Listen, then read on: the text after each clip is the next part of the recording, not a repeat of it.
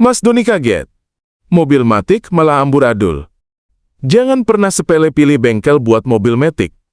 Mas Doni pernah bawa mobil matic ke bengkel abal-abal, katanya cuma servis ringan, pulangnya malah tambah parah. Diagnosa teknisinya ngawur, bilang harus ganti kampas kopling, padahal masalah cuma di filter matic kotor. Mesin malah jeduk tiap pindah gigi, olinya pun gak dicek.